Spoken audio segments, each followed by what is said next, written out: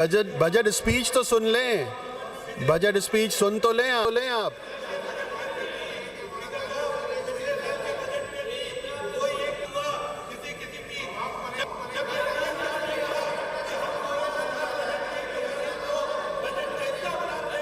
इफ्तिखार साहब आप बोलेंगे या अली खुर्शीदी साहब आप बोलेंगे? कौन बोलेगा? इस तरह तो किसी को कुछ समझ में नहीं आएगा। अच्छा, आप चाहते हैं कि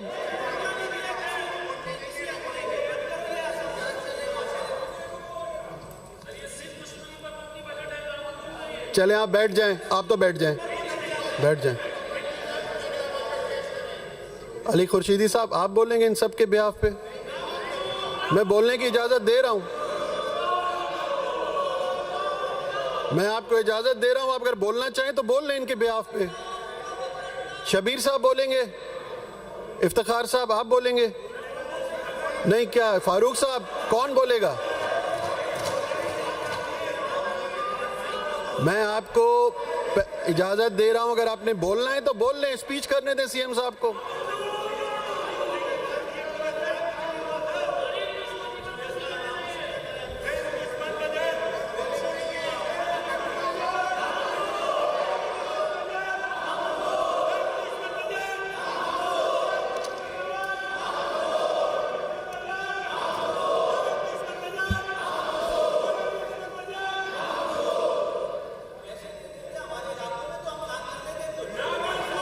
आपकी तस्वीर आ गई, आप बैठ जाएं, अब बस हो गया काम आपका, बैठ जाएं। जमाल साहब काम हो गया आपका, बैठ जाएं, अब स्पीच सुन लें। हो गया हो गया हो गया हो गया, पता चल गया, बैठ जाएं।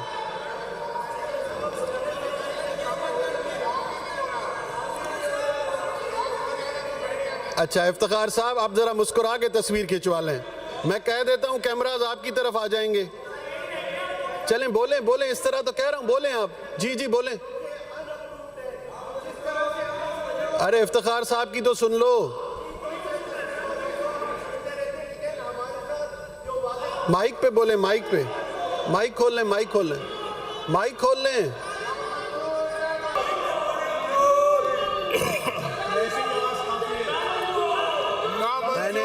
सबको मौका दिया है, अगर आप में से कोई बोलना चाहे तो कोई भी एक बोल ले, लेकिन आप बोलना भी नहीं चाहते। क्या जाहिर करना चाहते हैं कि बजट स्पीच ना हो और हाउस का माहौल आप खराब करना चाह रहे हैं? अभी देखा नहीं है आपके हाथ में, अभी बजट आया और आपने फैसला भी कर लिया, तो आप बैठ जाए ना। एक पॉलिटिकल प्रोसेस को सबोटाज क्यों कर रहे हैं? अली साहब आपको पता है, आप लीडर ऑफ अपोजिशन हैं, आप पहले भी इस हाउस के मेंबर रह चुके हैं। माइक खोल देता हूं, बोलें आप, बोलें। बात इतनी अच्छा पहले ये फैसला करें, पहले फैसला कर लें, आप बोलेंगे इफ्तिखार साहब बोलेंगे? सर मेरी गुजारिश सुन लेना। नहीं पहले फैसला कर लेना, आप या इफ्तिखार साहब। सर वन वे ट्रैफिक चल रहा है, सर वन वे ट्रैफिक चल रहा है, वन वे ट्रैफिक चल रहा है।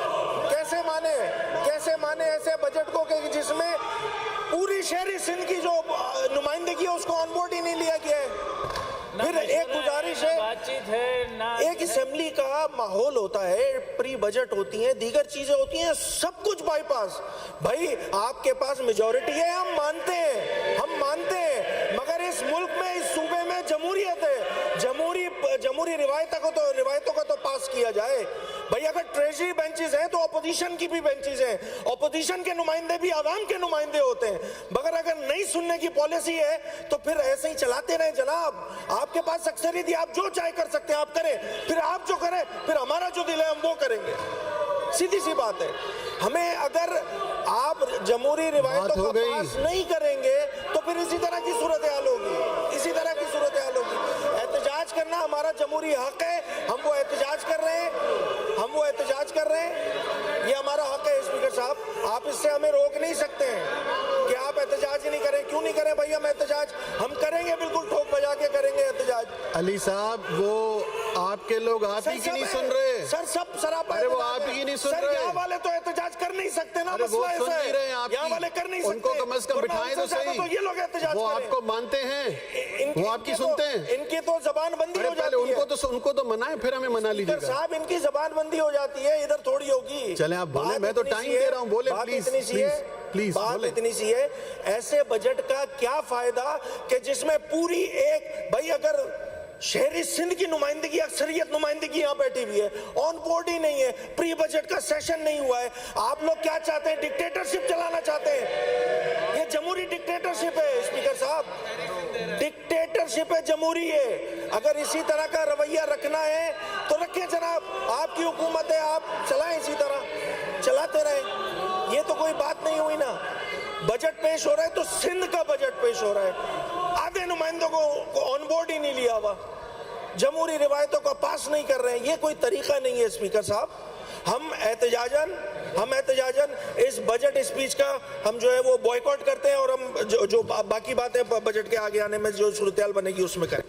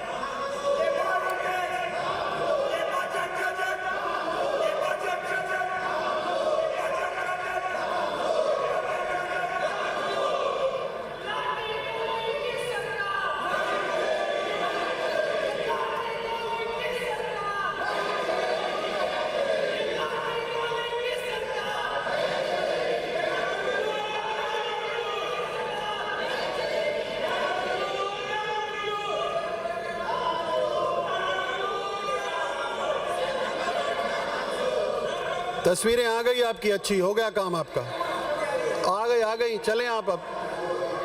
अच्छा अस्मा,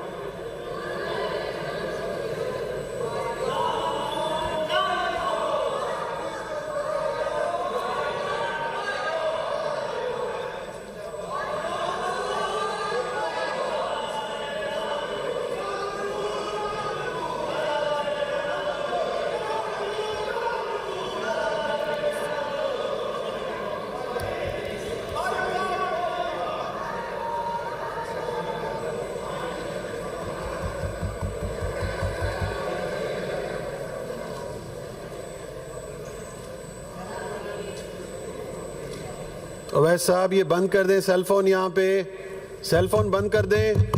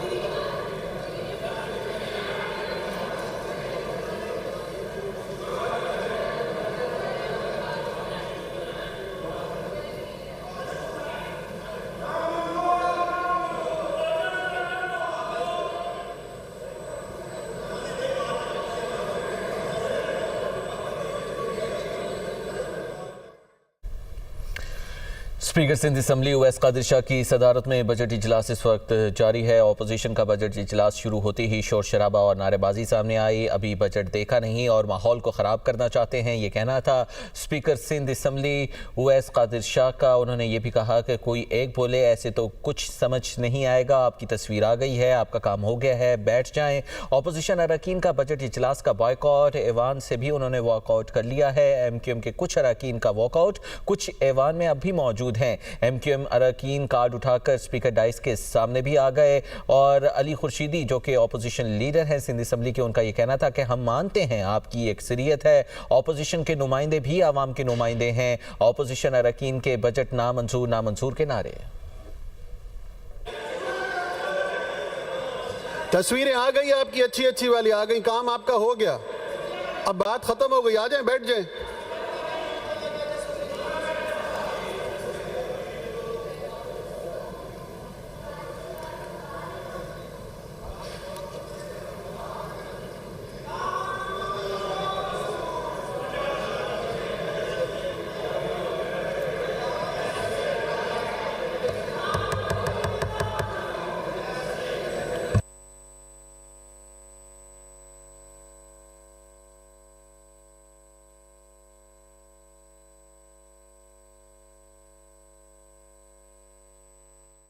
सिंध असम्बली सैयद उवैस कादिर शाह की सदारत में बजट इजलास इस वक्त जारी है।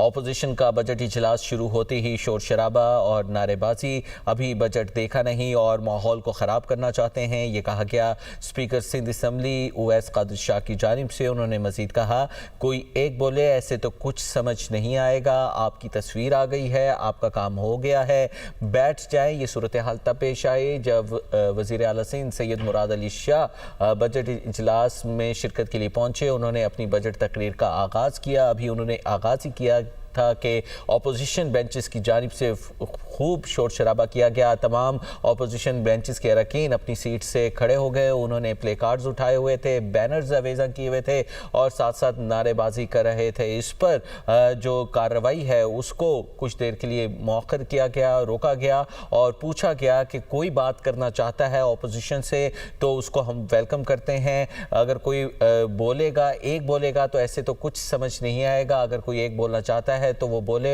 और स्पीकर ने जो माइक था वो अपोजिशन लीडर के हवाले किया और उनको कहा कि आप कुछ कहना चाहते हैं तो आप बताइए। तो जिस पर opposition leader Sindh assembly Ali Khurshidi ने कहा कि हम मानते हैं आपके पास अक्सरियत है। और अपोजिशन लीडर ने कहा कि अपोजिशन के नुमाइंदे भी आवाम के नुमाइंदे हैं। अली खुर्शीदी ने मजीद कहा कि अगर इससे पहले जो रवायात हैं उनको बरकरार नहीं रखा जाता तो ये भी जमहूरियत की खिलाफ वर्जी है। अपोजिशन अरकान ने बजट नामंजूर के नारे भी लगाए हैं। कुछ अरकान इस वक्त अपोजिशन के मौजूद हैं सिंध असम्बली में और कुछ ने इस कार्रवाई का बाइकआउट का ऐलान किया है, इजलास का बाइकआउट का ऐलान किया है और ऐवान से भी वो वॉकआउट कर गए हैं। और कुछ अरकान एमक्यूएम के ऐसे हैं जो कि अब भी ऐवान में मौजूद हैं। उन्होंने स्पीकर डाइस का घेराव भी किया हुआ है और कार्ड्स उठाकर उस पर नारे भी दर्ज हैं और नारे भी लगाए जा रहे हैं सिंध हुकूमत के खिलाफ। एमक्यूएम अरकान जो इस वक्त कुछ असम्बली में मौजूद हैं उन्होंने स्पीकर डाइस का घेराव किया हुआ है और नारेबाजी की जा रही है। स्पीकर सिंध असम्बली उवैस कादिर शाह की सदारत में बजट इजलास इस वक्त जारी है। जब वज़ीर आला सिंध सैयद मुराद अली शाह ने बजट तकरीर का आगाज़ किया तो उस दौरान शोर शराबा किया गया अपोजिशन बेंचेस की जानिब से, जिस पर जो वज़ीर आला सिंध सैयद मुराद अली शाह थे वो बजट तकरीर अधूरी छोड़कर बैठ गए और स्पीकर ने माइक जो था वो अपोजिशन लीडर को दिया और अली खुर्शीदी से पूछा कि अगर आप कुछ कहना चाहते हैं तो कहिए। तब अली खुर्शीदी ने कहा, अपोजिशन लीडर ने कहा कि हम मानते हैं कि आपके पास अक्सरियत है और अपोजिशन के नुमाइंदे भी आवाम के नुमाइंदे हैं। उन्होंने कहा कि प्री बजट के हवाले से भी कोई बातचीत नहीं की गई, सीधा काबीना की मंजूरी के बाद यहाँ पर आकर तकरीर की जा रही है और ये एक जमहूरी डेकोरम के खिलाफ है। और अपने नाज़रीन को बताएं कि स्पीकर सिंध असम्बली उवैस कादिर शाह की सदारत में बजट इजलास इस वक्त जारी है और अपोजिशन का बजट इजलास शुरू होते ही शोर शराबा और नारेबाजी भी की जा रही है।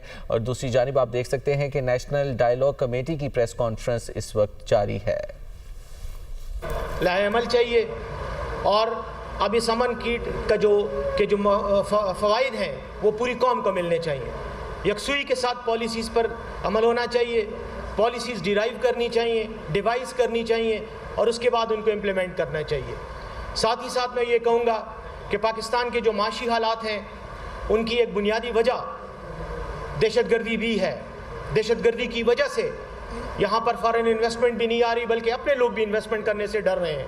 तो नेशनल डायलॉग कमेटी की जानिब से, इस प्लेटफॉर्म की जानिब से मैं ये समझता हूँ कि हमारी पूरी कौम को इस सिलसिले में एक मुत्तहिदा लाहे अमल की और यकसू तरीके से ऐसी पॉलिसी की ज़रूरत है जो कि लीडरशिप की क्रेडिबिलिटी के साथ सामने आए। इस वक्त कौम को मौजूदा जो सियासी लीडरशिप है उस पर एतराज़ात हैं, सवालात हैं, तहफ़्फ़ुज़ात हैं। जब तक इन तहफ़्फ़ुज़ात का, इन एतराज़ात का और इन सवालात का जवाब ना दिया जाए उस वक्त तक माशी हालात ठीक नहीं हो सकेंगे। दहशतगर्दी की मैं बार बार बात इसलिए कर रहा हूँ कि मेरा सूबा और पाकिस्तान का एक बहुत बड़ा हिस्सा ये दहशतगर्दी की वजह से डिस्टर्ब है, अपसेट है और एक ऐसे हालात का शिकार है कि जिसके नतीजे में हम कदम आगे नहीं बढ़ा सकते, तरक्की का सफ़र रुक चुका है। तो मैं ये समझता हूँ कि कौम को इसके लिए भी मुतहद होना चाहिए, अपोजिशन को मुतहद होना चाहिए और हमें इस एजेंडे को आगे बढ़ाना चाहिए। और नेशनल डायलॉग कमेटी के ये जो लोग आपके सामने मौजूद हैं, हम यही मुतालबा कौम से करेंगे कि आप इस सिलसिले में प्रेशर डेवलप करें, अपोजिशन पार्टियों पर भी डेवलप करें कि वो हुकूमत को मजबूर करें कि वो अमन के क़याम के लिए देरपा, मुस्बत और तवीलुल मुद्दत इक़दाम करें। Thank you. इस्लामाबाद में आप एक जानिब देख सकते हैं नेशनल डायलॉग कमेटी की प्रेस कॉन्फ्रेंस जारी थी और बैरिस्टर सैफ जो थे वो खिताब कर रहे थे, इज़हार ख्याल कर रहे थे। दूसरी जानिब सिंध असम्बली में बजट इजलास जारी है। सिंध असम्बली का बजट इजलास इस वक्त जारी है और आप देख सकते हैं कि जो सूबाई वज़रा हैं वो भी इस वक्त अपनी नशिस्तों पर बराजुमान हैं। वज़ीर आला सिंध जिन्होंने अब से कुछ देर बाद तकरीर करनी है वो भी अपनी नशिस्त पर बराजुमान हैं और आज सिंध का बजट पेश किया जाना है। इस हवाले से जो सूबाई काबीना है उसने मंजूरी भी दे दी है। बताया जाए तो बजट का हजम 3,525 अरब रुपए से ज़ायद का रखा गया है। सिंध हुकूमत को सूबाई सेल्स टैक्स से 456 अरब आमदन का तखमीना लगाया गया है, जबकि बैंक कर्जों से 608 अरब रुपए हासिल करने की तजवीज़ भी है, जो कि इस सूबाई बजट का हिस्सा है। सरकारी मुलाजमीन की तनख्वाहों के हवाले से बात की जाए तो उसमें भी 7% इजाफे की तजवीज़ पेश की गई है और पेंशन में भी 7% इजाफा किया जा रहा है। सिंध असम्बली में आइंदा माली साल का बजट कुछ देर में पेश किया जाएगा। वज़ीर आला सिंध सैयद मुराद शाह जो कि बजट इजलास में शरीक है। आप दूसरी जानी मनाजिर भी देख सकते हैं। नेशनल डायलॉग कमेटी की प्रेस कॉन्फ्रेंस इस वक्त जारी है। जो है वो जो है कराची के इश्यूज़ को सॉल्व किए जाएं। पीपल्स पार्टी के ऊपर देखें, अगर आप तनकीद करते हैं तो तनकीद करें इस्लाह के लिए, तनकीद बराए तनकीद ना करें, चीज़ों को बेहतर करें। मैं देखें ना KPK में और सिंध में कोई फ़र्क तो नहीं रहा। PTI जो है की भी वही हालत है KPK की जो कि सिंध की हालत है। वहाँ पे भी जो कहते हैं 14 साल की हुकूमत PTI ने की, वहाँ पे भी तरक्की नहीं हुई। सिंध में 14 साल की हुकूमत हो गई, उधर भी तरक्की नहीं हुआ। अब आप बात करते हैं तो देखें, मैं आपको ये भी कहूँ कि देखें जो पिछले चीफ मिनिस्टर साहब थे वो कम से कम चीज़ों को बेहतरी की तरफ ले जा रहे थे। अली अमीन गंडापुर साहब चीज़ों को मुफाहमत की तरफ ले जा रहे थे, चीज़ें बेहतरी की तरफ आ रही थी। इस वक्त तो वो भी जो है उनको हटा दिया गया। यहाँ पे जो वहाँ पे भी जो बाज़ार गर्म हुआ है, मैं बोलना नहीं चाहता हूँ, आपको सबको मालूम है वहाँ पे भी क्या हालत है और सिंध में भी क्या हालत है। तो चीज़ों को हमें बेहतर की तरफ ले जाना चाहिए। हम यही कहते हैं। हम देखें आज हमने जो है इतने बड़े बड़े इश्यूज़ को सॉल्व किए। पाकिस्तान ने बैठ के ईरान का और अमेरिका का और इज़राइल का इतना मेजर इशू सॉल्व किया, तो हम अपने इंटरनल इश्यूज़ क्यों नहीं सॉल्व करते हैं? हमारे अगर कोई इंटरनल इश्यूज़ हैं, इसको भी हम बैठ के इसको भी हम सॉर्ट आउट करें। अगर जो भी है देखें, और मैं PTI से भी कहूँगा कि देखें अगर आपके इश्यूज़ हैं आप लोग आएँ और बैठ के इसको सॉल्व करें, क्योंकि ये बैठ के वहाँ पे जो इस वक्त बरसरे इख्तिदार हैं उनको तो इस्तीफा दे देना चाहिए। उसकी वजह ये है कि ना वो अवामत कर रहे हैं और ना पार्टी की खिदमत कर रहे हैं। दूसरों पे तनकीद करना बड़ा आसान है कि ये गद्दार है, वो गद्दार है, फलाना है। आप उनसे पूछे ना उन्होंने किया क्या है 3 साल के अंदर। इसलिए मैं उनसे पूछना चाहता हूँ कि आप कर क्या रहे हैं? आप सिर्फ और सिर्फ जो है बैठ के अपना जो है चीज़ें अपने मफाद की बातें कर रहे हैं। तो मेरे दरख्वास्त ये है कि जब हमने ईरान और अमेरिका के इश्यूज़ को सॉल्व किया पाकिस्तान ने, तो मैं ये एक्सपेक्ट करता हूँ कि इंशाअल्लाह हम बैठ के जो है इंटरनल हमारे इश्यूज़ हैं जो कि पॉलिटिकल इश्यूज़ हैं, पॉलिटिकल पार्टीज़ बैठेंगी साथ और इन इश्यूज़ को हम पूरी कोशिश कर रहे हैं कि इनके साथ बैठ के इन चीज़ों को सॉर्ट आउट करें। और ये जो पॉलिटिकल मैं कहूँगा इम्बैलेंस है, इसको हम बैलेंस करें और जो है PTI और जो दूसरी पार्टीज़ वो सब बैठ के चीज़ों को देखें। बगैर बैठे हल नहीं होगा। मुज़ाहमत कर करके देख लिया, मुज़ाहमत से कुछ नहीं मिला, अब मुफाहमत की बारी है।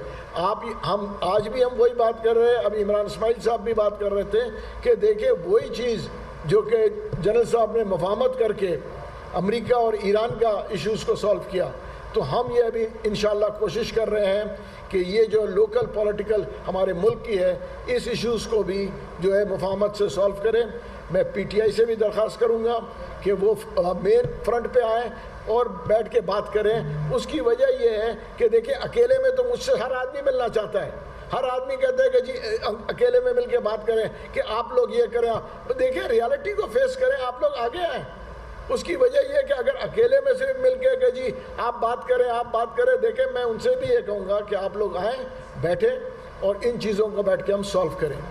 दूसरी चीज़, आज गंदम की बात मैं इसलिए वाजे कर रहा हूँ क्योंकि मेरा गंदम एक सब्जेक्ट मैं हाजिर हूँ।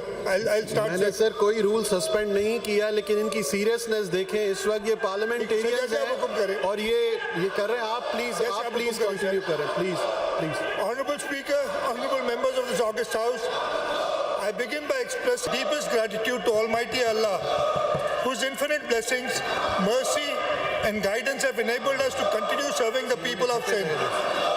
By the grace of Allah subhanahu wa ta'ala, I stand before this august House today to present a rupees 3.56 trillion, including a development outlay of rupees 750 billion with no new taxes budget 2026-27 of the government of Sindh for the 13th time, including 11 consecutive budgets, an honor and responsibility that no other elected representative has ever been entrusted with.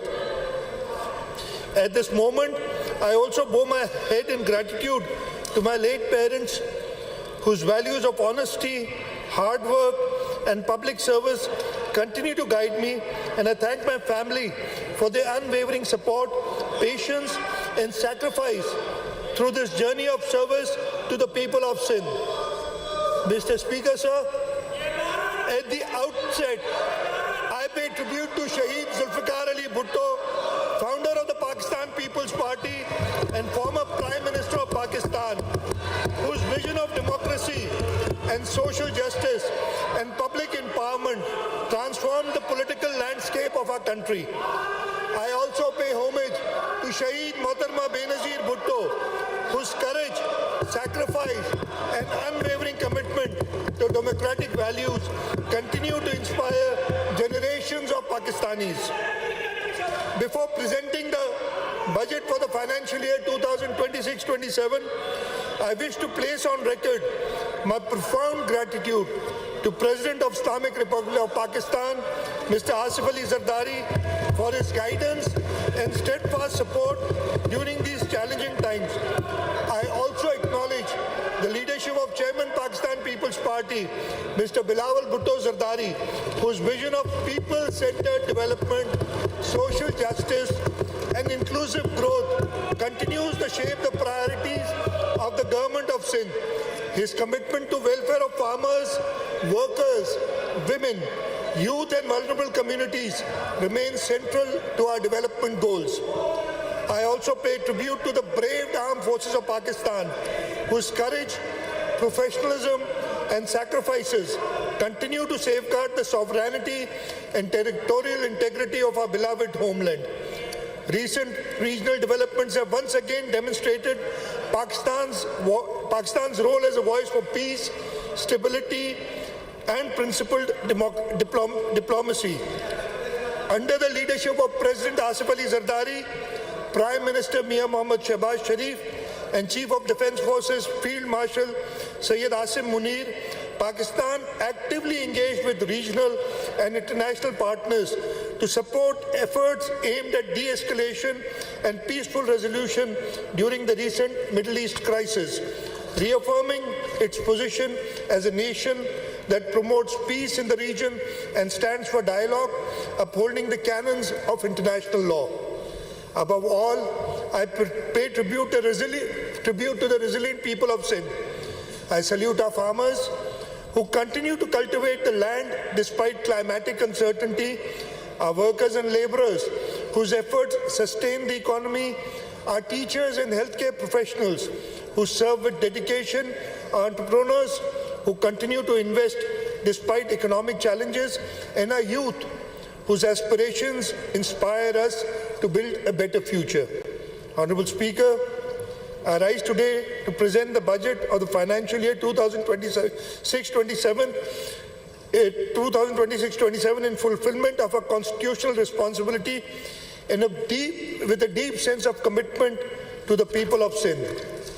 The budget is being presented at a time when the global economy continues to face uncertainty arising from geopolitical tensions, disruptions in international trade, volatility in energy markets, and persistent inflationary pressures.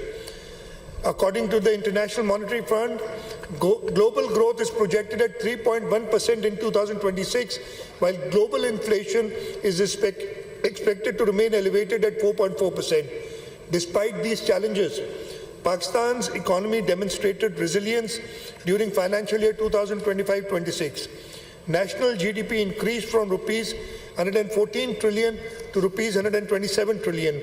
Economic growth improved at 3.5% at 3.7%. Per capita income increased from $1,751 to $1,901, and remittances reached a record $30.3 billion. Yet behind these encouraging indicators, ordinary citizens continue to face considerable hardship. Rising living costs, higher energy prices, and inflation placed significant pressure on household budgets. Inflation averaged at 6.69% during the year and reached 11.7% in May 2026, affecting the purchasing power of families across the country. Climate change also continues to pose a serious challenge to Sindh. The lessons of recent floods remain fresh in our memory. Recovery and reconstruction efforts continue across many districts, while increasing pressures on water resources, agriculture, and urban infrastructure demand sustained attention and investment. At the same time, thousands of young men and women enter the labor market every year seeking education, skills, and employment opportunities. Meeting these aspirations remains amongst our foremost responsibilities. Mr. Speaker, sir, faced with these challenges, the government of Sindh remained guided by clear conviction. The impact of economic uncertainty should not be borne by citizens alone. Accordingly, throughout financial year 2025-26, the government pursued a strategy of fiscal responsibility, prudent governance, and sustained investment in development. We sought to protect citizens, preserve economic activity, and continue investing in the sectors that matter most to people's lives. It is against this backdrop of global uncertainty, inflationary pressures, climate challenges, and rising public expectations that the government of Sindh pursued its development agenda during 2025-26.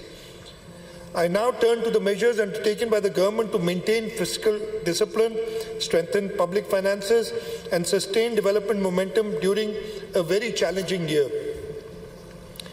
Honorable Speaker, sir, throughout the year, our objective was not merely to manage public finances, but to ensure that every rupee spent delivered the maximum possible benefit to the people of Sindh. Non-essential expenditures were carefully controlled. Administrative spending was streamlined, and available resources were redirected towards development priorities and essential public service. Our approach was guided by a simple principle: fiscal prudence must enable development, not constrain it. At a time when many governments responded to economic pressures by reducing development spending, delaying projects, or curtailing investments in social sectors, the government of Sindh chose a different course. We protected investments in education, healthcare, social protection, agriculture, water resources, public transport, housing, and infrastructure. At the same time, we strengthened expenditure controls, enhanced monitoring systems, and accelerated governance reforms aimed at improving efficiency and ensuring value for money in public spending. The results of this approach are visible today. Despite inflationary pressures, rising construction costs, and increased expenditure demand, Sindh achieved the highest development performance in its history. Against an exceptionally challenging economic backdrop, the government of Sindh released more than rupees 900 billion for development activities across the province. Major achievements during financial year 2025-26 include completion of 952 schemes as per the following breakdown. I won't go through this breakdown to save time. This unprecedented level of investment supported roads, bridges, schools, hospitals, water supply schemes, irrigation infrastructure, public transport system, municipal services, and development activities benefiting citizens in every district of Sindh. These investments not only improved public services, but also generated economic activity, supported employment, and strengthened the foundation of long-term growth and prosperity. We believe responsible public finance is ultimately measured not by savings alone, but its impact on the lives of citizens. Honorable Speaker, I now turn to the measures undertaken by the Government of Sindh during 2025-26 to provide relief to citizens, protect livelihood, and support vulnerable segments of the society. Throughout financial year 2025-26, the Government of Sindh implemented a series of targeted interventions aimed at protecting livelihoods, reducing economic hardship, and supporting vulnerable segments of the society. These measures benefited farmers, workers, fishermen, transport users, traders, and households across the province. Honorable Speaker, one of the most tragic incidents during the year was the devastating fire at Gul Plaza, Karachi on 17th of January 2026. This claimed 72 precious lives and affected approximately 1,208 commercial units and businesses. Recognizing both the human tragedy and economic devastation suffered by hundreds of families and traders, the government approved one of the largest relief and rehabilitation packages ever extended for a commercial disaster in Sindh. A comprehensive package of rupees 8.45 billion was announced, comprising compensation for bereaved families, direct financial assistance to affected shopkeepers, and compensation for inventory and business losses. Under this package, compensation of rupees 10 million per deceased victim was approved. In addition, 1,208 affected shopkeepers received direct assistance of 500,000 each, and approximately 5.77 billion was released for inventory and business losses. I am grateful to the Karachi Chamber of Commerce and Industry, who worked with us very closely, and all the payments were made on the recommendation of Karachi Chamber of Commerce and Industry, and I thank them for their help.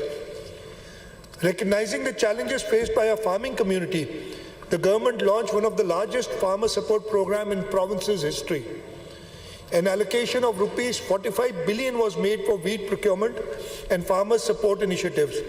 Through the Sindh Wheat Grower Support Program, more than 336,000 farmers cultivating over 2 million acres received assistance through the Benazir Hari card. An amount of rupees 43.23 billion was transferred directly to growers, contributing to a 21% in wheat cultivation and a record 28% increase in wheat production across Sindh.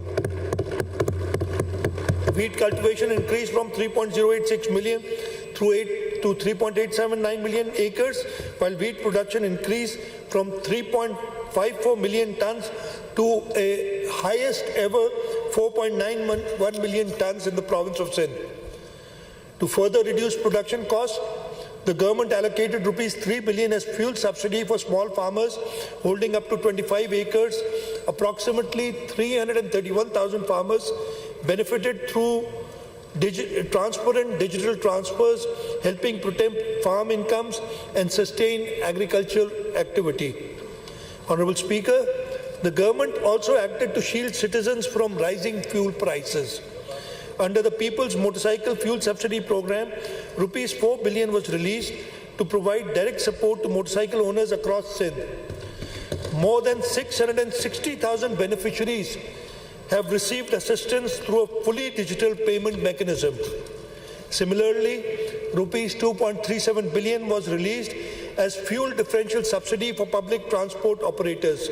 This intervention helped maintain affordable fares and benefited millions of daily commuters throughout the province.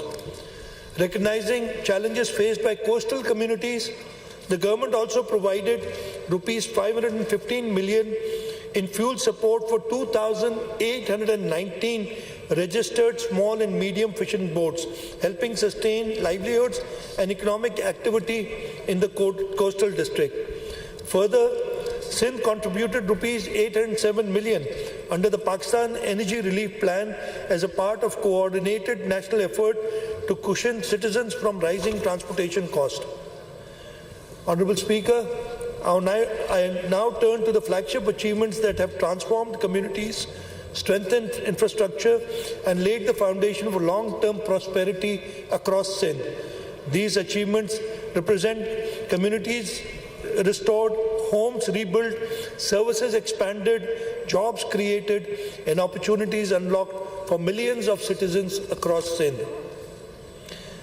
Sir, one of the most significant achievements of financial year 2025-26 was the government's ability to sustain development momentum despite challenging economic conditions. Sindh achieved, as I mentioned earlier, the highest development expenditure in its history, with more than rupees 900 billion invested in development projects and public infrastructure across the province. Last year, we committed to rebuilding homes and restoring dignity to families affected by the devastating floods of 2022. Today, sir, I am proud to report that Sindh People's Housing for Flood Affectees has emerged as the largest owner-driven housing reconstruction program in the world. The program has attracted international financing of approximately US $1.675 billion, reflecting the confidence of development partners in Sindh's ability to deliver large-scale projects efficiently and transparently. To date, financing for approximately 1.7 million housing units has been arranged. 1 million houses have already been completed. Of the remaining units, approximately 100,000 houses have reached the roof level, while the remainder are at various stages of construction. A major feature of the program has been the empowerment of women through property ownership. A total of 120,058 land titles have been registered in favor of eligible women beneficiaries, while more than 300,000 women have received ownership and land title documents, making the largest women-led asset transfer program in South Asia. The program has also generated substantial economic activity in rural areas, creating employment opportunities, supporting local businesses, and stimulating construction-related industry across Sindh. Mr. Speaker, sir, this program has been reviewed by all international agencies, and I'm very proud to tell you that the World Bank, the Islamic Development Bank, the Asian Development Bank have mentioned that this program is the best ever housing program that they've done anywhere around the world. And this was the brainchild of Chairman Pakistan People's Party, Bilawal Bhutto Zardari, who for the first time ever, there have been floods before, but it's the first time ever that the government is rebuilding houses, and they're rebuilding climate resilient houses for these. So this program has been acclaimed as the flagship program by all international agencies. So for next year, the allocation for the Sindh People's Housing for Flood to complete the remaining houses is rupees 100.4 billion. Building upon the reconstruction efforts, the government has launched a US $214 water, sanitation and hygiene program. The initiative will provide clean drinking water and sanitation facilities to approximately 215,000 households in 1,800 villages, benefiting more than 1 million people. In addition, design work has commenced in 200 villages under wash intervention, while physical work in 100 villages are expected to commence by the end of June 2026. So another flagship project that we've completed is the Shah Bhutto. It's a new era in connectivity. Honorable Speaker, Karachi's continued growth depends upon modern infrastructure and efficient mobility. I am very pleased to report that Shah Bhutto, one of the largest urban infrastructure projects in Sindh history, has now become operational. Constructed at a cost of approximately rupees 60 billion, the project comprises a modern 38.75 kilometer corridor connecting Qayyumabad with the M9 motorway. as Karachi's first major infrastructure project developed under the public-private partnership framework.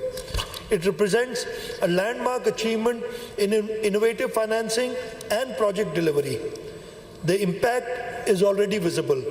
Travel time along the corridor has been reduced to approximately 25 minutes, while Shahid Bhutto is currently facilitating the movement of around 25,000 vehicles daily. Shahid Bhutto, I'm pleased to inform the House that Shahid Bhutto is now being extended from Qayyumabad to Karachi Port. The groundbreaking ceremony of this 64.2 billion rupee project was performed by Chairman Pakistan People's Party Mr. Bilawal Bhutto Zardari on 22nd May 2026. And just wish to tell everyone that out of the 64.2 billion, the government of Sindh's contribution as equity is only 9.3 billion.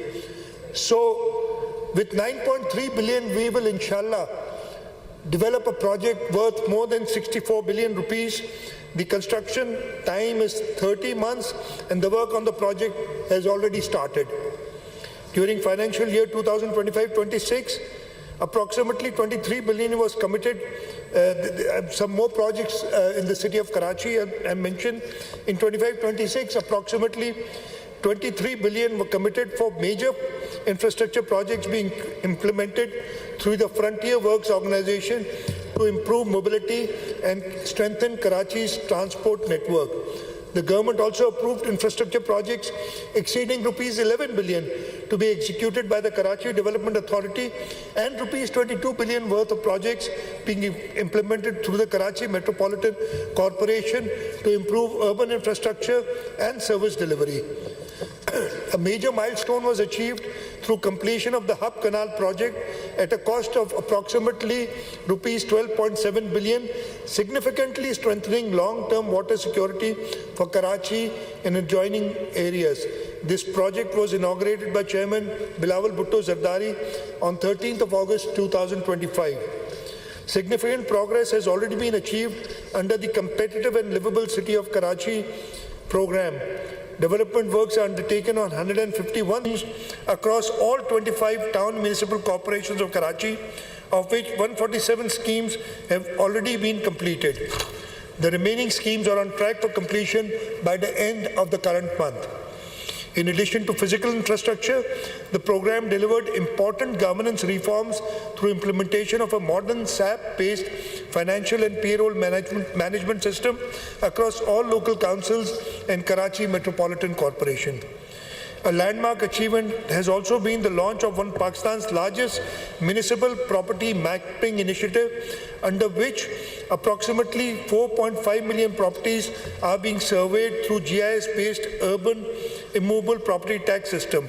This initiative will strengthen urban planning, improve municipal revenues, and support sustainable delivery in the years ahead. Sir, now I move to talking about delivering on our commitments. Mr. Speaker, no investment yields greater return than an investment in human life. For this reason, the government of Sindh has consistently prioritized healthcare as a fundamental pillar of its development agenda, with the objective of ensuring that every citizen has access to quality healthcare services regardless of income or place of residence. I am pleased to report that substantial progress has been achieved across the healthcare sector during financial year 2025-26. Sindh today hosts some of the finest public healthcare institutions in Pakistan, serving only not the people of Sindh, but patients from across the country, or should I say, patients from across the world. The National Institute of Cardiovascular Disease continues to expand access to specialized cardiac care. During the current year, the new outpatient complex inaugurated by Chairman Bilawal Bhutto Zardari on 5th December 2025 became operational with an investment of approximately rupees 1.2 billion and is currently serving 46,230 patients every month while conducting nearly 40,500 diagnostics tests monthly. Construction of a 100-bed emergency block A 300 capacity conference hall and dedicated clinical trial unit has also commenced, further strengthening NICVD's position as one of the world's largest publicly funded cardiac healthcare system. Similarly, the Sindh Institute of Cardiovascular Disease continued to perform free and life-saving treatments throughout its network of 10 cardiac hospitals and 30 chest pain units across Sindh. During financial year 2025-26, SICVD provided treatment to more than 3.44 million patients at an expenditure of approximately rupees 13.3 billion. The network performed 15,927 emergency angioplasties, 12,757 cardiac catheterization procedures, 1,914 open heart surgeries, and more than 1.49 million diagnostic procedures. The chest pain unit network alone treated almost 433,000 patients, including 9,610 emergency heart attack cases, ensuring timely intervention and thus saving thousands of lives. To further expand access, new chest pain units were established at Sangar and Dadu, while advanced cardiac intervention facilities were introduced at Sath, Hyderabad and Tando Muhammad Khan. Sir, I'll now move to the Sindh Institute of Urology and Transplantation. Sir, a major milestone was achieved through operationalization of 250-bed SIUT's Children's Hospital, which is now approximately 80% operational and has already provided more than 53,000 consultations. The government provided rupees 1 billion for this facility, which is expected to become fully operational during financial year 2026-27. At SIUT Sakkar, more than 57,000 OPT consultations, 53,000 dialysis sessions, 28,000 surgeries, and over 1.4 million laboratory tests were conducted during the year. Likewise, the Jinnah Postgraduate Medical Center continued to strengthen its position as one of Pakistan's largest tertiary care hospitals. During the current financial year, JPMC provided healthcare services to approximately 2.58 million patients, including 617,436 emergency cases, while performing 38,487 major surgeries. The institution also remained a national leader in cancer treatment, managing more than 51,000 oncology patients, conducting 31,189 radiotherapy sessions and 16,915 chemotherapy sessions. Significant progress was achieved on landmark 550-bed medical tower being developed under the Government of Sindh and Patient Aid Foundation partnership. Through this successful collaboration, JPMC's capacity has increased from 1,100 beds in 2011 to 2,208 beds today. Investing in children's health. Honorable Speaker, the government continued major investments in child and maternal health care throughout Sindh Institute of Child Health and Neonatology.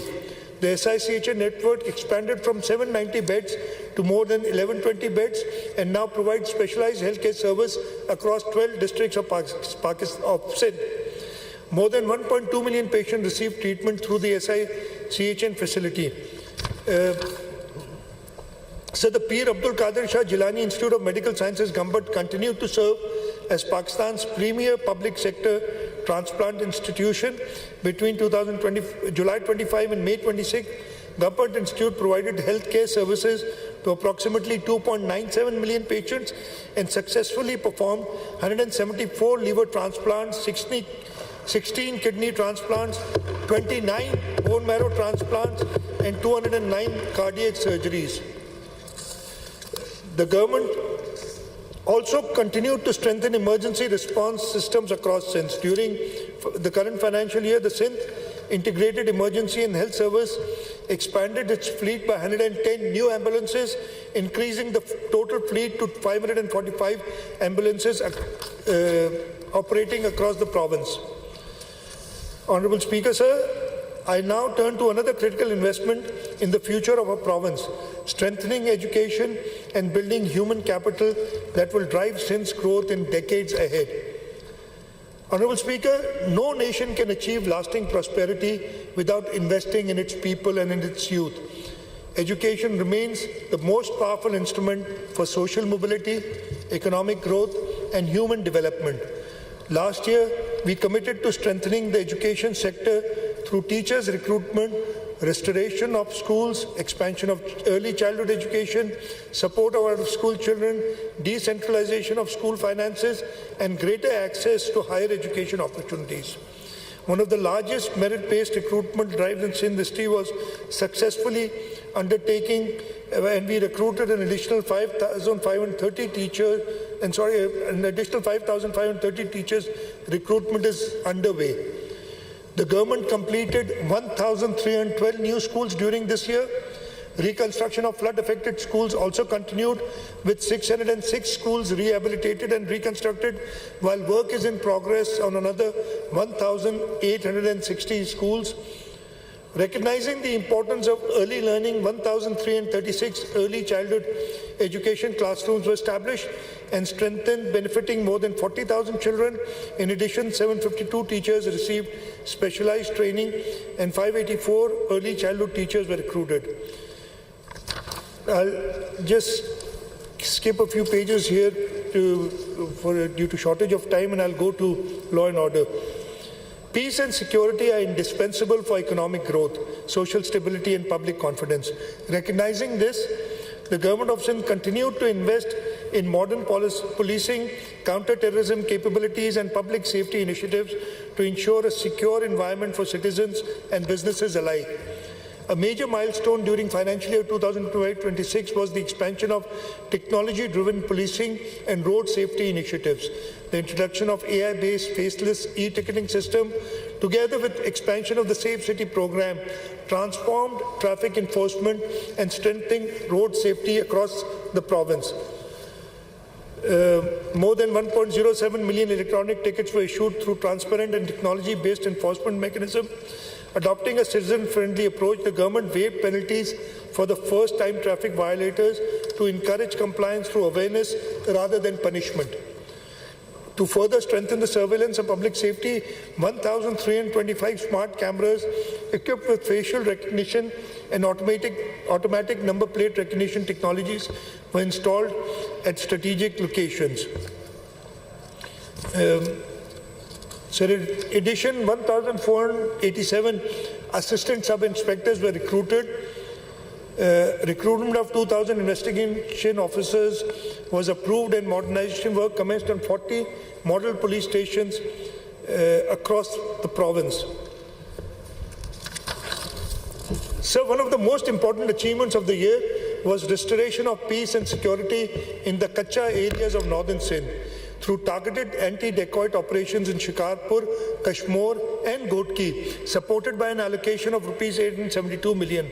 Law enforcement agencies conducted 141 encounters, eliminated 48 hardened criminals, made 140 arrests, and secured 475 voluntary surrenders.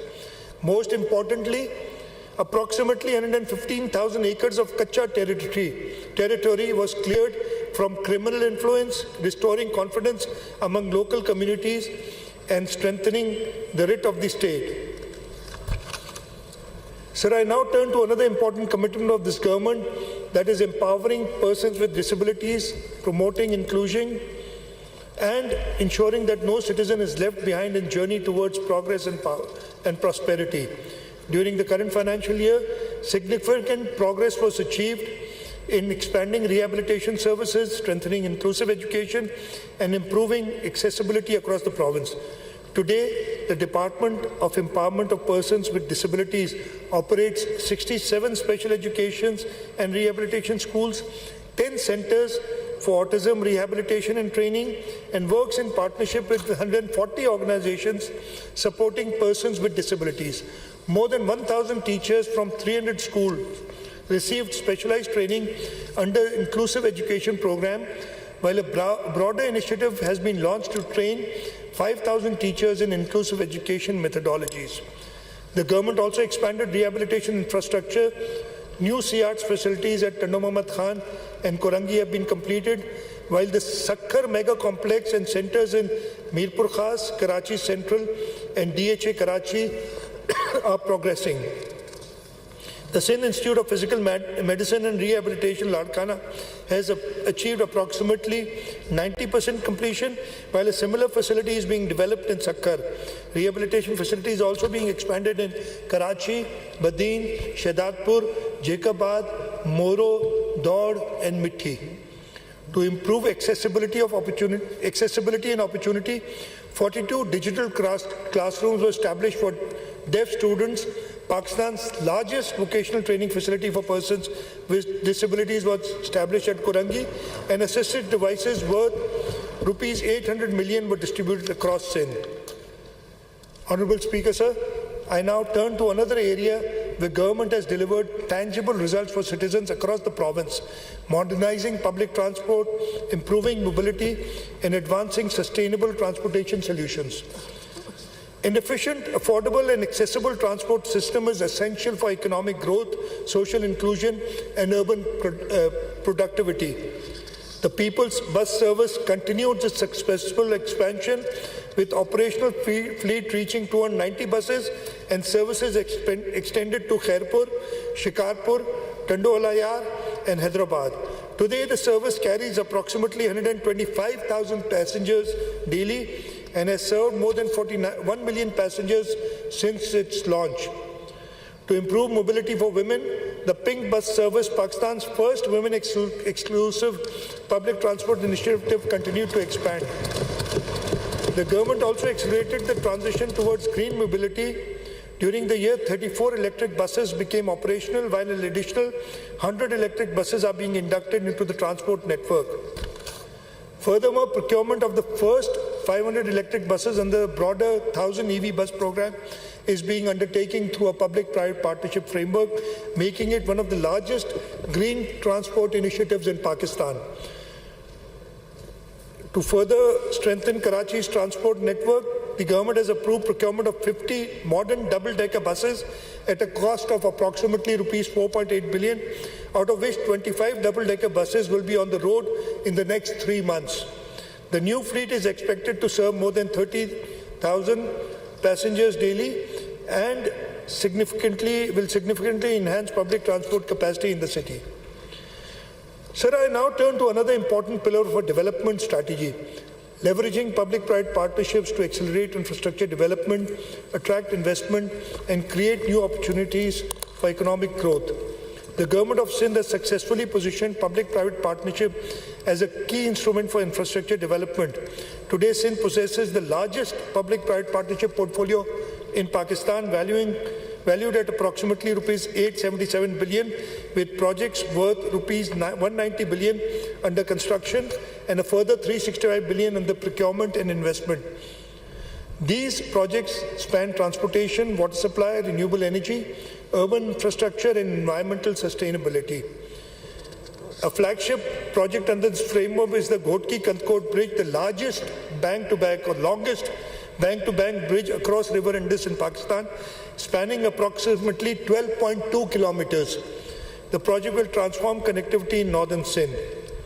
The government also launched the carbon emission reduction through forestation project, covering approximately 35,000 hectares of riverine forest in Jamshoro and Matiari district. The project will sustain climate resilience, support carbon sequestration, enhance biodiversity and create livelihood opportunities for local people.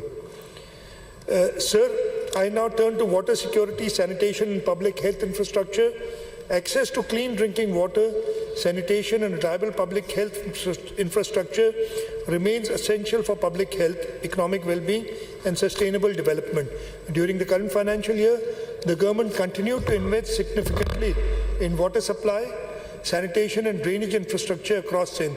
Out of 167 targeted water supply and drainage schemes, 147 schemes have been completed, while work on 146 additional schemes is progressing and is expected to be completed during the next financial year.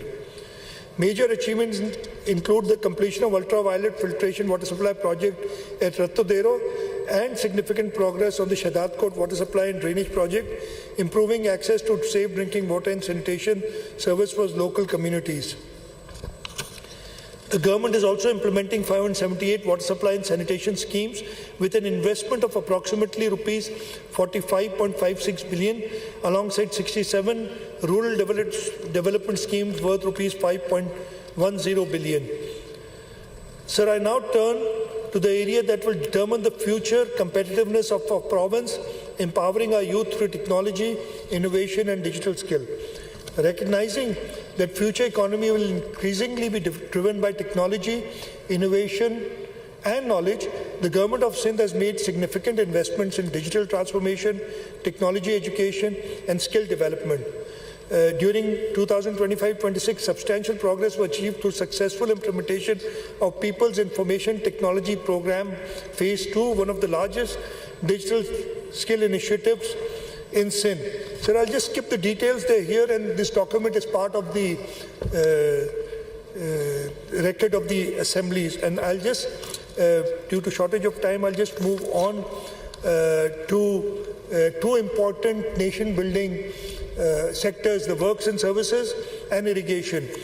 In works and services, approximately rupees 146 billion has been released for the projects, including 10.94 billion for maintenance and rehabilitation. 341 schemes have been completed. 2,936 kilometer roads has been either new roads have been built or rehabilitated, almost 3,000 kilometers in the year. On the irrigation side, rupees 96 billion were released, and important achievements in the irrigation because we were particularly concerned about floods. So we focused on the floods, and as a result, the Karo Ghungro outfall drain system has achieved 69% physical progress. Soni Dhoro restoration project is almost complete. The Khairpur drainage network, restoring drainage services to approximately 142,000 acres affected by the 2022 floods, is almost complete. The Ranara Canal head breach lining has been completed. Shadi Wa small canal lining has been completed. Bulleri distributory lining is almost complete. Rajwa lining is almost complete. Bahadurwa lining is almost complete. Ganjbar lining is almost complete. Gaja Guni branch drain and Hajipur pumping stations have been physically completed substantially.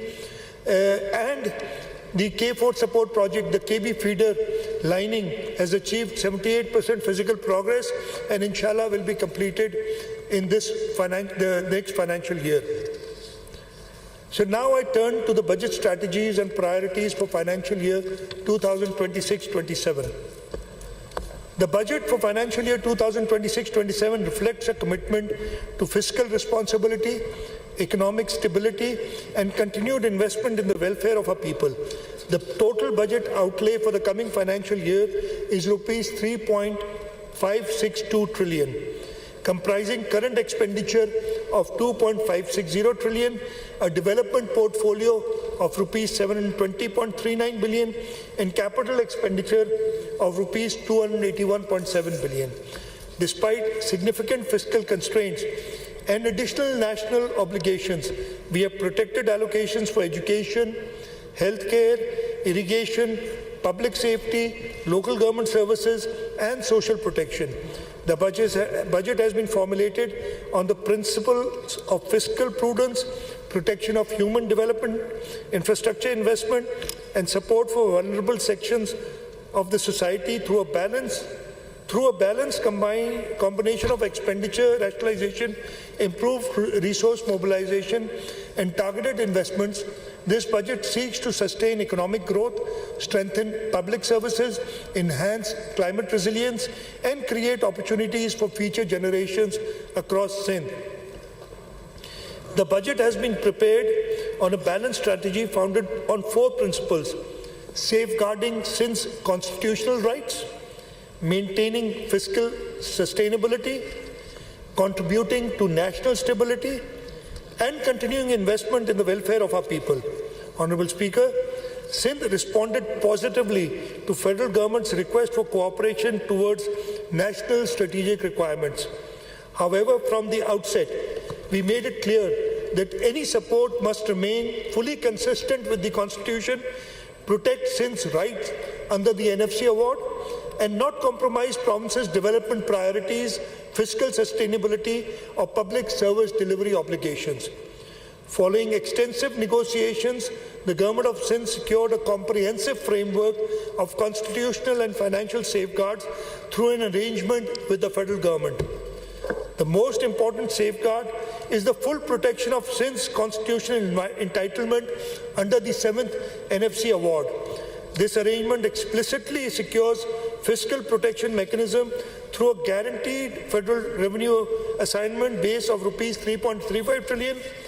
Even if federal revenues fall below this threshold, Sindh's protected share will remain insulated from such shortfalls, ensuring stability and predictability in province's finances.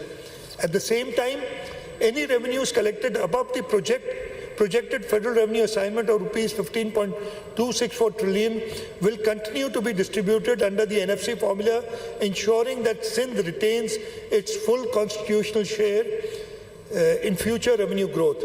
Honorable Speaker, the constitutional basis for this support is rooted in Article 164 of the Constitution, which empowers the Provincial Assembly to make grants in respect of matters beyond its legislative competence. This arrangement reflects the spirit of cooperative federalism. Fulfilling these national responsibilities has not been without a cost. To accommodate this contribution while maintaining fiscal stability, the government has reduced its provincial ADB size from the projected rupees 575 billion to rupees 400 billion. Nevertheless, we have protected priority projects and essential public services that directly affect the lives of our citizens. Our objective is not merely to spend more, but to spend better. This budget therefore reflects a careful balance between national responsibility and provincial rights, between fiscal development discipline and development ambition, and between present challenges and future opportunities.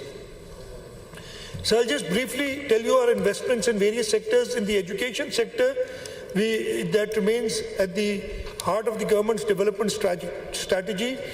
We are allocating rupees 601 billion for education. For health and population sector, the total allocation is rupees 402 billion.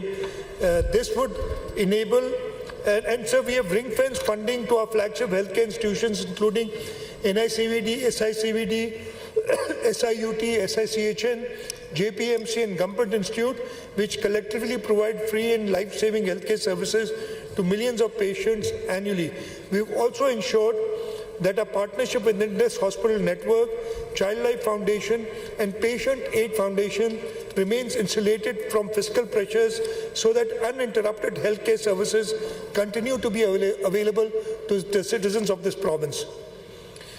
So in the transport and communication sector, we have allocated 185 billion rupees. These investments will support expansion of public transport system, road infrastructure, bridges, and strategic connectivity projects across Sindh. Our objective is to improve mobility, reduce travel time, facilitate trade, and provide safe, affordable, and efficient transportation system to the people of Sindh. Sir, in the irrigation sector, an investment of rupees 103 billion has been provided. The government will continue investing in canals, drainage systems, barrages, flood protection works, and climate resilient water structure. In sanitation and public health engineering sector, an allocation of rupees 49 billion has been earmarked, and this will enable us to ensure that drainage infrastructure and public health engineering projects improve living conditions and public health outcomes, particularly in the underserved urban and rural areas. Sir, for local government and service delivery sector, we are allocating rupees 347.6 billion. And these resources will support municipal infrastructure, urban development, solid waste management, community services, and improvement in local service delivery across Sindh. For law and order, to maintain peace and security, an amount of 222 billion rupees is being allocated. These resources will strengthen public safety, counter-terrorism capabilities, safe city initiatives, and modern law enforcement infrastructure to ensure the protection of lives and property across the province. An amount of rupees 72.8 billion has been allocated for the agriculture, livestock and fisheries sector, which remain a priority for us. For energy, climate and environmental sector, rupees 84 billion has been earmarked. For minorities and women development sector, rupees 3.5 billion has been provided, and these allocations have been ring-fenced and protected from expenditure rationalization measures. The government remains committed to empowering women, promoting gender equality, supporting economic participation, and ensuring that minority communities continue to receive the support and opportunities they deserve as equal citizens of Pakistan. For persons with disabilities, an investment of rupees 22.8 billion is earmarked. Despite physical challenges, funding for disability-related programs has been fully protected. The government will continue investing in rehabilitation services. For the social protection sector, an amount of rupees 26.4 billion has been earmarked. Honorable Speaker, the budget 2026-27 is therefore not merely a program of expenditures. It is carefully prioritized investment strategy designed to protect human development, strengthen infrastructure, improve connectivity, enhance water security, promote economic growth, and create opportunities for future generations. Every rupee has been directed towards projects that deliver the highest social and economic return for the people of Sindh. Honorable Speaker, sir, having outlined a strategy for the year ahead, I now turn to a series of transformational initiatives that will shape the next phase of Sindh's development and create new opportunities for investment, employment and prosperity.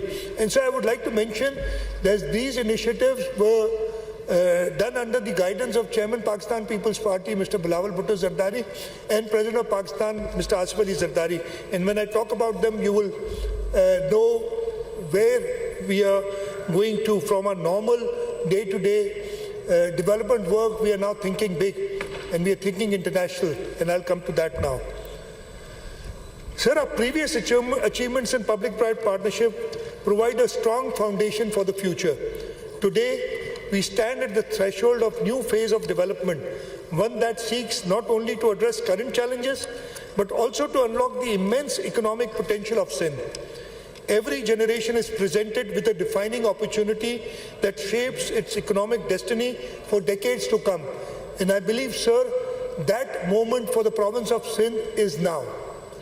The government of Sindh believes that the time has come not merely to build projects, but to lay foundations of a new economic future.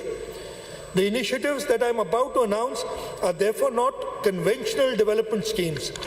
They are long-term strategic investments designed to transform Sindh into a globally connected hub of trade, finance, technology, energy, and sustainable growth.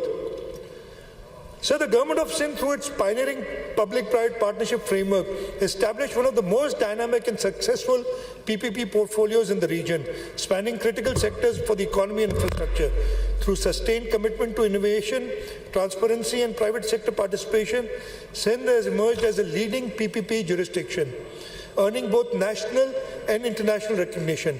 The global standing of Sindh's public-private partnership program is reflected in recognition by the 10th United Nations Economic Commission for Europe for PPP forums, which published case studies on 4 PPP projects undertaken by the government of Sindh.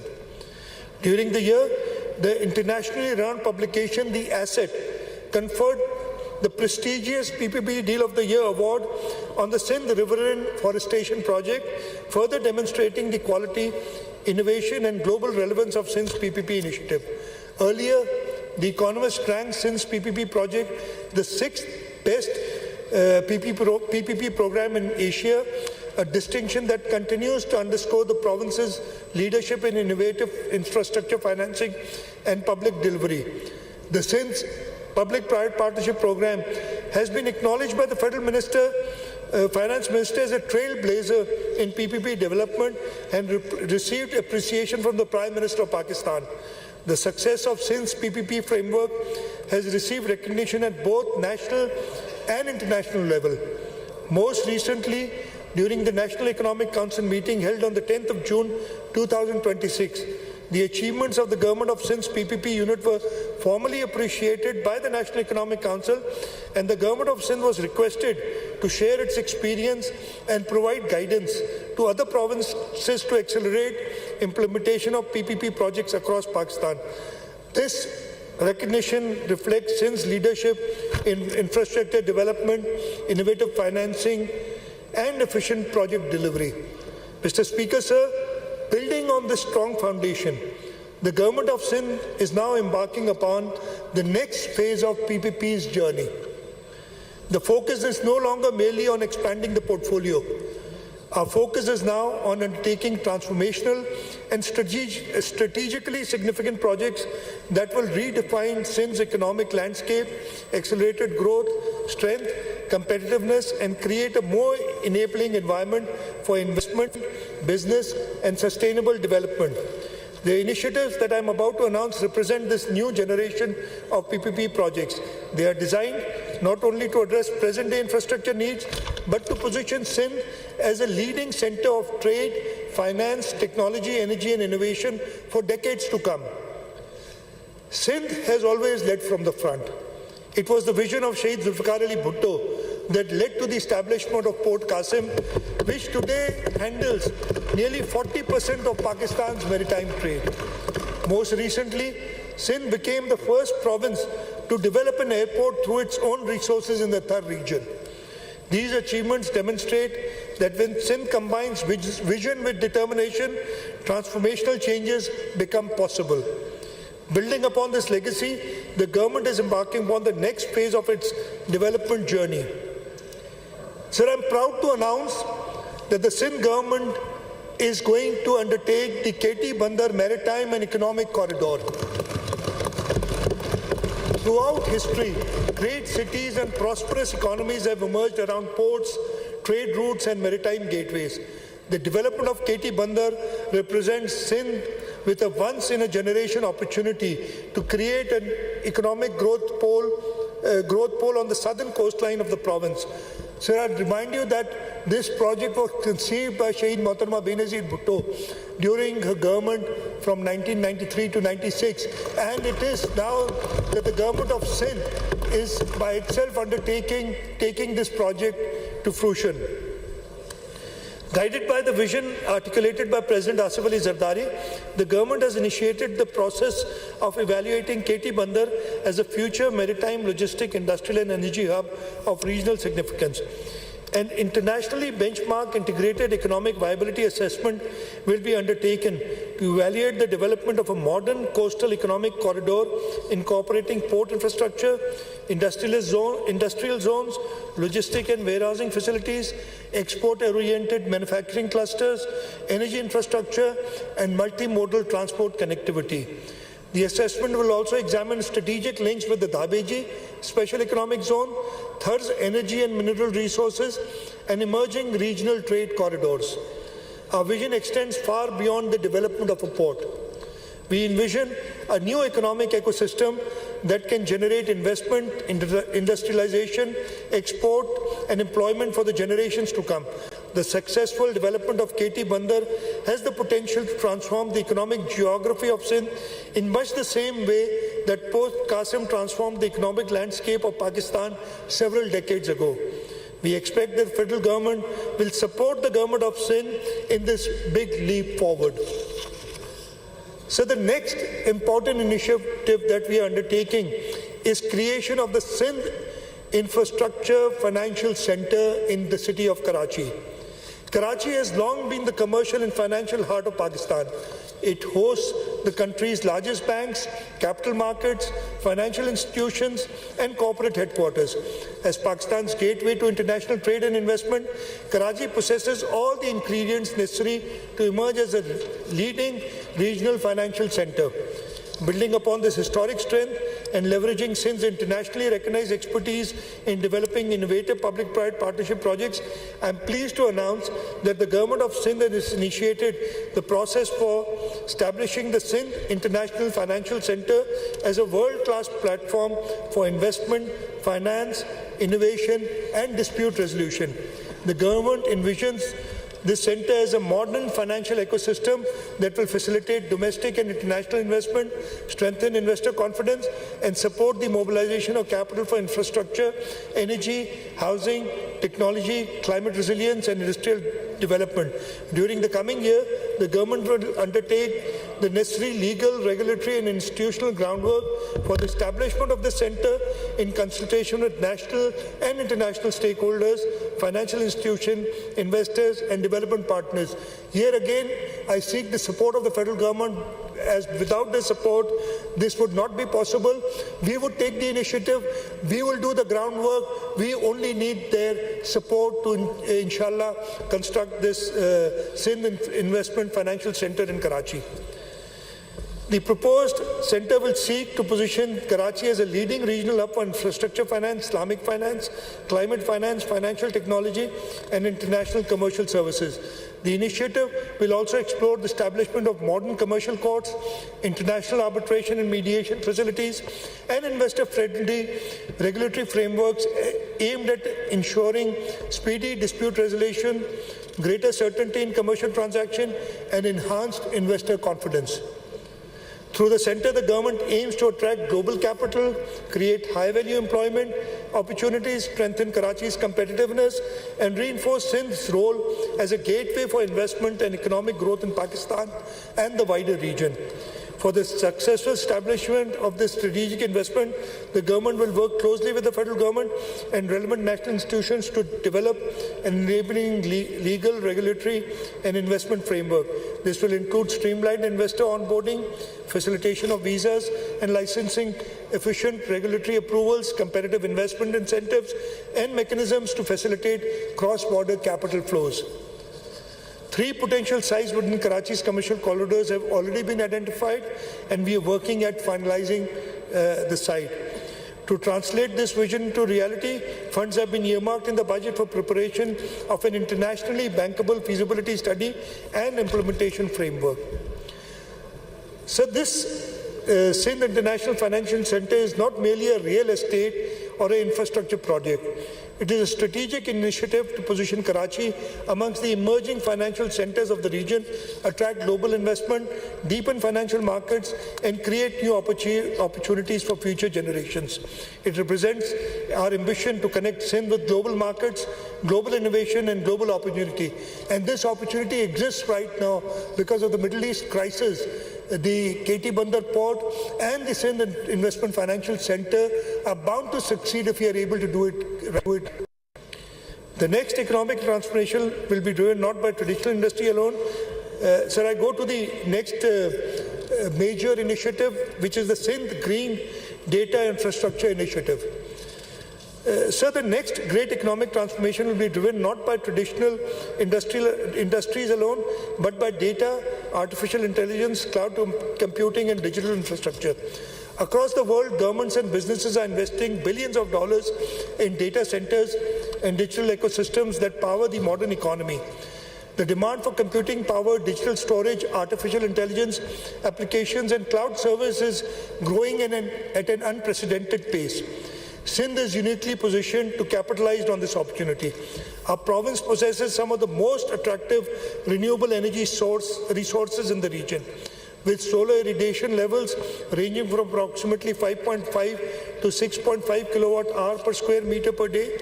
Areas around Karachi and Hyderabad offer immense potential for solar energy generation, while the Jampir Wind Corridor has already established itself as one of South Asia's most promising wind energy zones. Furthermore, the successful development of the Thar energy project demonstrates Sindh's institutional capacity, technical expertise, and commitment to undertake large-scale energy initiatives.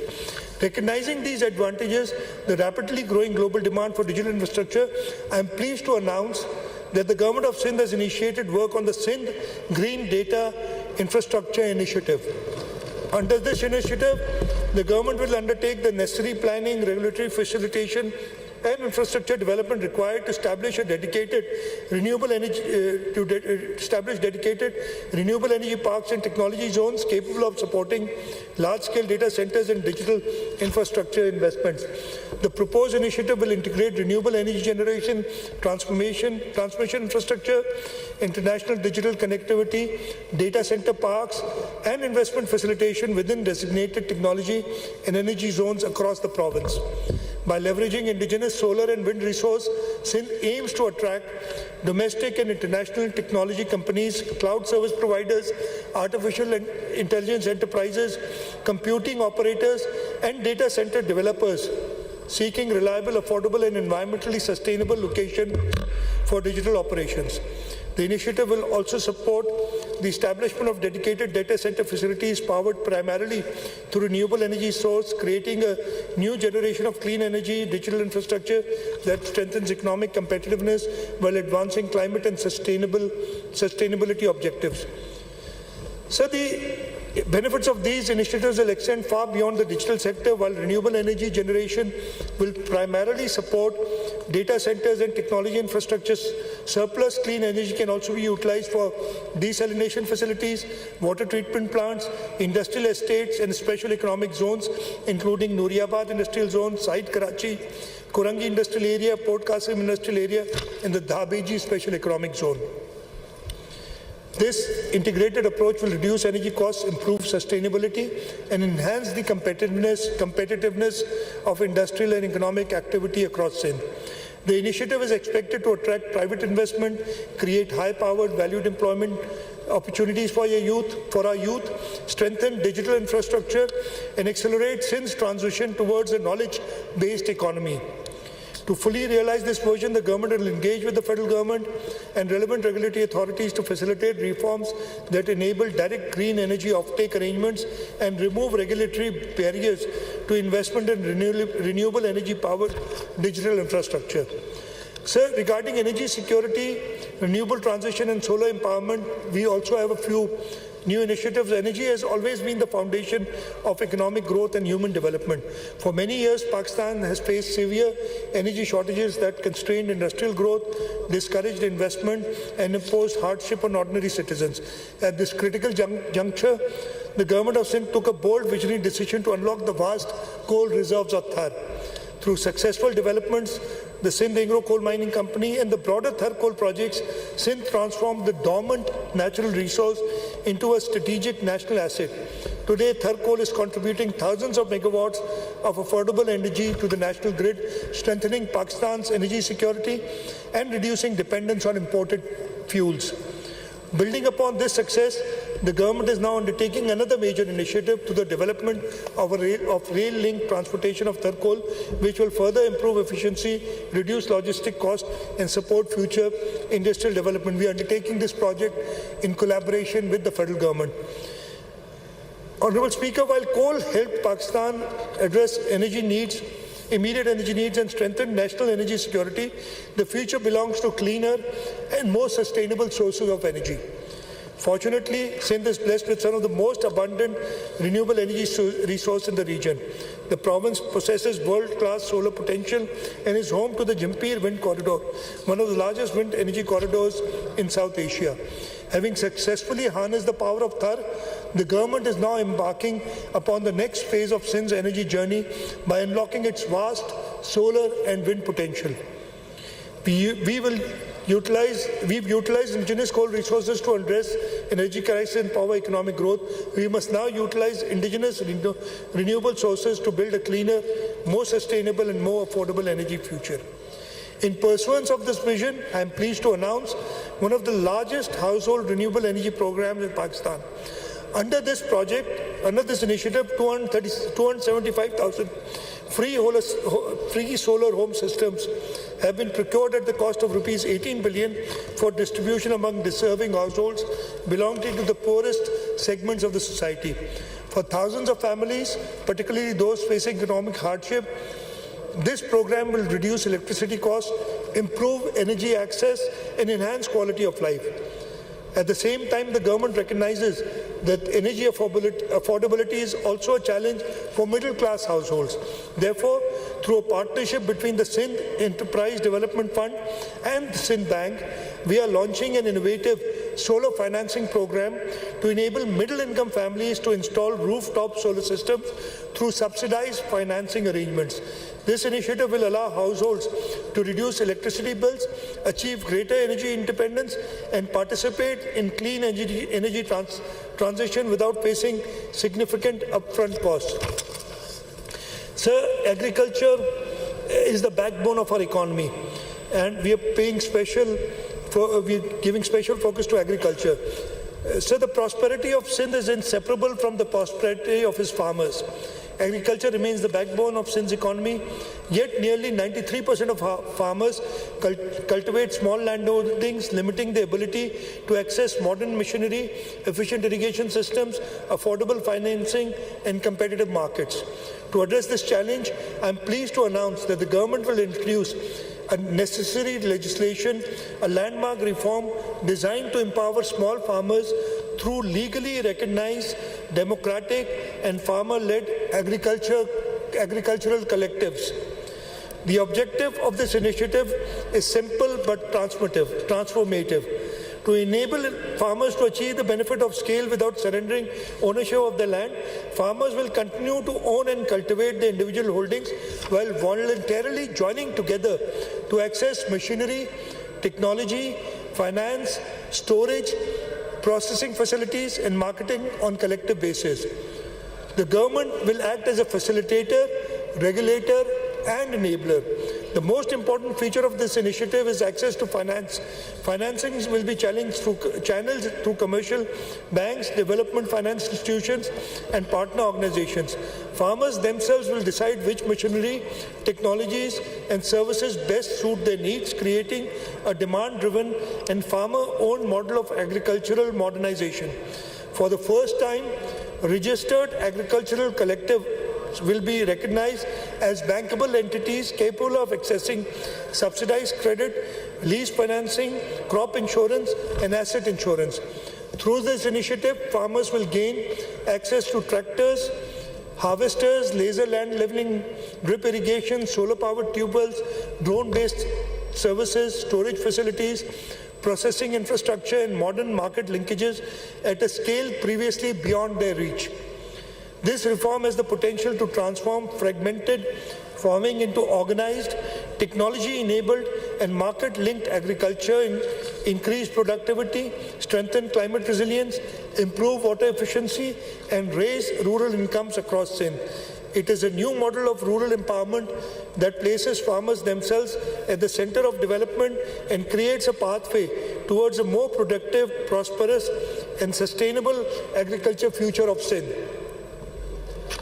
So another concept that we are working on is integrated waste to value and circular economy program. Rapid urbanization presents both challenges and opportunities. As our cities continue to grow, the need for sustainable and efficient waste management system becomes increasingly important. Over the years, the government of Sindh has made significant investments in municipal solid waste, particularly in the collection and transportation of waste from major urban centers. Building upon these efforts, we are now ready to move towards the next stage of reform. I'm pleased to announce the government intends to develop an integrated waste to value program under the public-private partnership framework, transforming waste management from municipal service into an engine of environment sustainability and economic value creation. The proposed initiative will move beyond conventional waste collection and disposal by focusing on scientific processing, treatment and recovery of value from municipal solid waste. This will include the production of refuse-derived fuels, recycling of recoverable materials, and other waste-to-resource initiatives capable of generating economic returns while reducing environmental impacts. The program will also incorporate modern landfill gas management systems to capture methane emission from existing and future landfill sites. These measures will contribute towards reducing greenhouse gas emissions, improving environmental outcomes, and strengthening climate resilience. Honourable Speaker, a key feature of this initiative its potential to create new revenue streams through resource recovery and carbon monetization. I'll just skip and I'll go to the next section here. It's given in detail. So taken together, these initiatives represent a new phase in Sindh's economic development. KT Bandar will strengthen Sindh's role in regional trade. The Sindh International Financial Center will connect Sindh to global capitals. The Green Data Infrastructure Initiative will position Sindh within the digital economy of the future. Renewable energy and solarization will support energy security and affordability. The agricultural collective initiatives will strengthen productivity and prosperity in rural Sindh. The Waste to Value program will promote environmental sustainability and circular economic growth. Together, these flagship initiatives are designed to expand opportunities, attract investment, and build the foundations of long-term economic growth across the province. Sir, we are always aware of protecting the most vulnerable, our pro-poor and social protection initiatives. At a time when rising living costs continue to affect households across the province, the government of Sindh remains committed to protecting the most vulnerable segments of the society. Accordingly, I am pleased to announce a package of pro-poor social protection initiatives amounting to Rs 13.2 billion. These initiatives include Kitchen Garden Initiative, Benazir Hari Card Program, Benazir Women Agriculture Workers Program, Orphan and Widow Support Program. Sir, I now turn to measures aimed at providing relief to workers, employees and pensioners. Honourable Speaker, sir, economic growth will translate into improved living standards for workers, employees and pensioners. The government recognizes that despite improving economic indicators, many households continue to face pressures from rising living costs. Workers, salaried employees and pensioners have contributed significantly to the progress and stability of our society and deserve support during challenging economic conditions. Accordingly, the government has decided to provide relief to both public and private sector workers.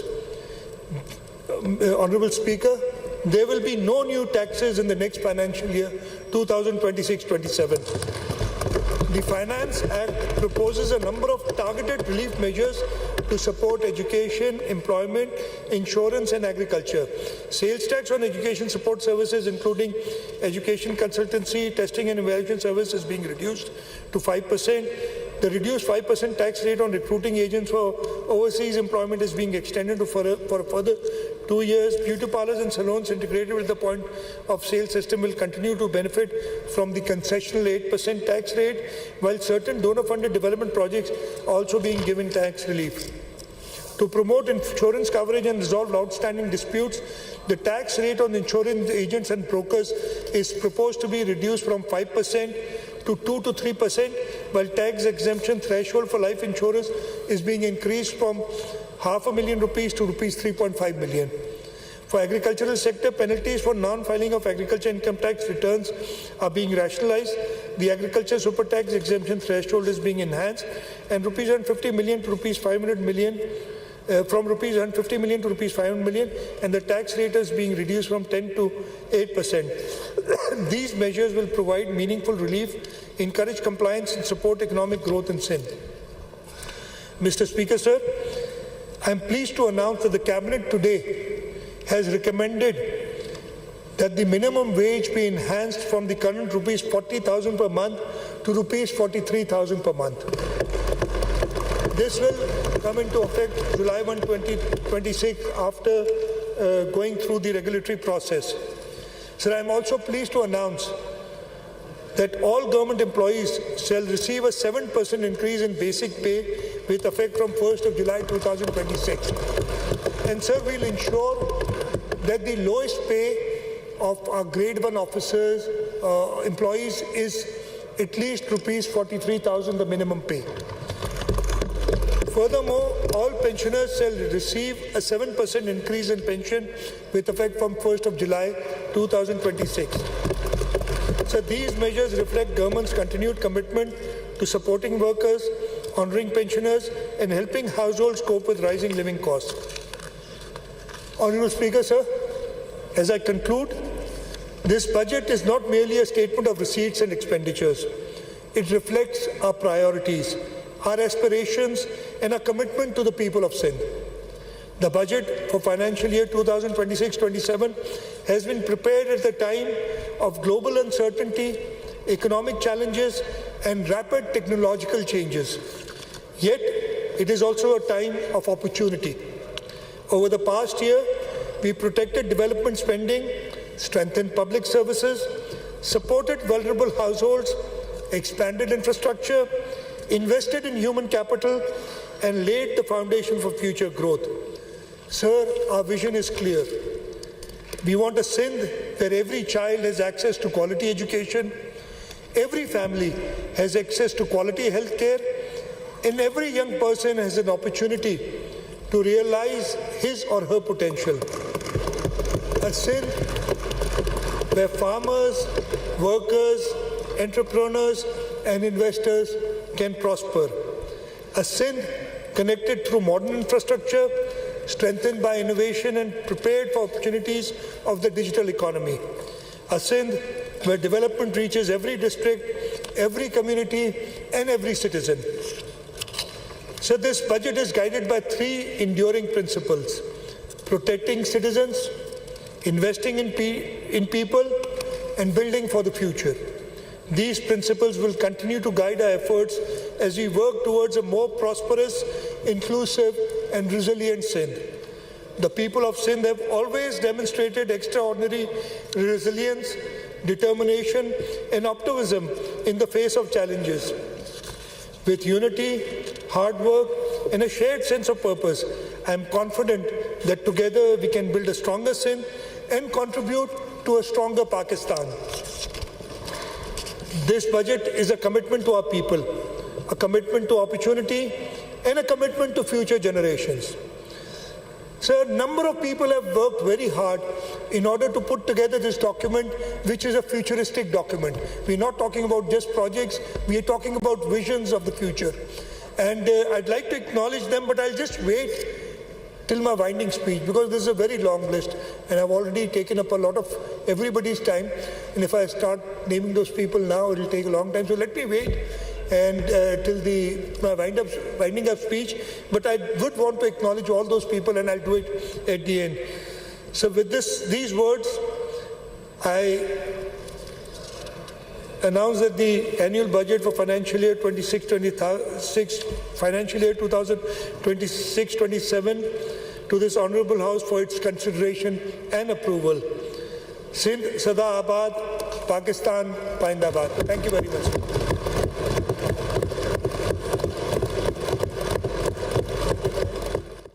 अपने नाज़रीन को बताएं कि सिंध का नए माली साल का 3.562 खरब रुपए का बजट असम्बली में पेश किया गया है। बजट खजाना 36.9 अरब रुपए मुतवक्के है। आमदनी 3.525 खरब रुपए रखी गई है। बजट में कोई नया टैक्स आयद नहीं किया गया, ये कहना था वज़ीर आला सिंध सैयद मुराद अली शाह का। वज़ीर आला सिंध का आवाम और कारोबारी तबके को रिलीफ फराहम करने का आज़म। सरकारी मुलाजमीन की तनख्वाहों और पेंशन में 7% इजाफे का ऐलान किया गया है। सूबे में कम से कम उजरत 40,000 से बढ़ाकर 43,000 रुपए माहाना मुकर्रर की गई है। Respect of consideration of the Sindh Finance Bill 2026. Sir, I rise to move a motion that the Sindh Finance Bill 2026 be taken into consideration on Sunday, the 28th of June 2026. The motion is that the Sindh Finance Bill 2026 be taken into consideration on Sunday, the 28th of June 2026. Now I put the motion to the House. Those who are for the motion may say aye. Aye. Those who are against it may say no. Ayes have it. Ayes have it. And the Sindh Finance Bill 2026 will be taken into consideration on the Sunday, 28th of June 2026.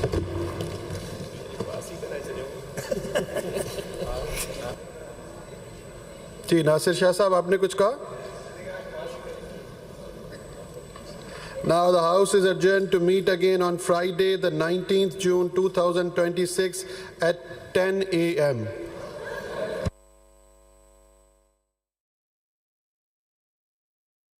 Sindh का budget पेश कर दिया गया है और जुम्मे तक के लिए इजलास को मुलतवी कर दिया गया है। अपने नाज़रीन को बताएं कि सरकारी मुलाजमीन की तनख्वाहों और पेंशन में 7% इजाफे का ऐलान किया गया है। इस बजट में सूबे में कम अज़ कम उजरत 40,000 से बढ़ाकर 43,000 रुपये माहाना मुकर्रर कर दी गई है। तालीमी मुआवनती खिदमात पर सेल्स टैक्स कम करके 5% कर दिया गया है। सिंध का बजट 4 असूलों आइनी हुकूक, मालियाती पायदारी, कौमी इस्तेहकाम और आवामी फलाह पर मबनी है। वज़ीर आला सिंध सैयद मुराद अली शाह ने ये बजट पेश किया है और इस बजट में उनका कहना था कि विफाक के साथ ताउन के तहत तरक्याती पोर्टफोलियो 575 अरब से कम करके 400 अरब रुपए करना पड़ा है। वक्त हुआ है एक ब्रेक का।